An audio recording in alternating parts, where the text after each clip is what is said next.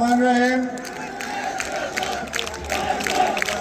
ধানের শীষের এই নির্বাচনী জনসভার আগামী 12 তারিখে যার কাছে বিএনপির চেয়ারম্যান জনাব তারেক রহমান ধানের শীষ তুলে দিয়েছেন, বিএনপির সম্মানিত ভাইস চেয়ারম্যান জনাব নুরুল ইসলাম মনি সহ উপস্থিত নেতৃবৃন্দ, উপস্থিত আগত মুরব্বীরা, সহযোদ্ধারা, সবাইকে জাতীয়তাবাদী ছাত্রদল কেন্দ্রীয় সংসদের পক্ষ থেকে ধন্যবাদ এবং কৃতজ্ঞতা জানাচ্ছি।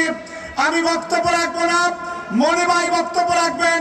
শুধু দুইটা কথা বলতে চাই।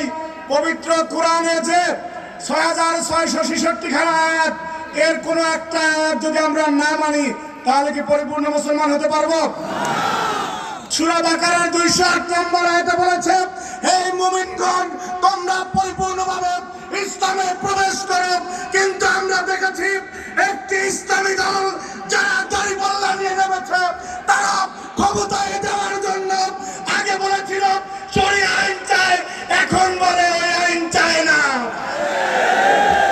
কোরআনের সাথে সাংঘর্ষিক কথা বলে, পর্দা দিয়ে এক এক সময় এক এক কথা বলে।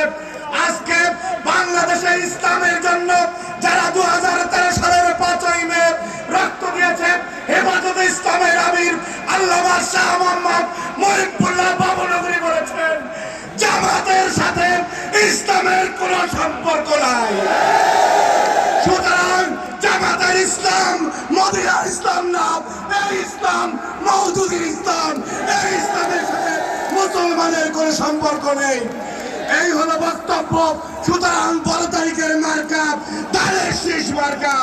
আর একটা কথা বলে বক্তব্য শেষ করছি। নুরুল ইসলাম মনি ভাই, নুরুল ইসলাম মনি ভাই এমপি হবে ইনশাল্লাহ, কিন্তু একটা বক্তব্য আছে। মনি ভাইকে যদি বড় ব্যবধানে আমরা জিতিয়ে না দিতে পারি, বড় মন্ত্রী কিন্তু পাবো না। এই জন্য ইনশাল্লাহ শতভাগ তারেক রহমান প্রধানমন্ত্রী হবে, নুরুল ইসলাম মনি মন্ত্রী হবে ইনশাল্লাহ। সুতরাং 12 তারিখে বিপুল ভোটের ব্যবধানে আমরা কোনো অনেকে টাকা নিয়ে যাবে, মা বোনদেরকে ভুল বোঝাবে, আপনারা বলবেন না, নুরুল ইসলাম মনি যদি হয় সে মন্ত্রী হবে এবং এই জনপদের উন্নয়ন হবে।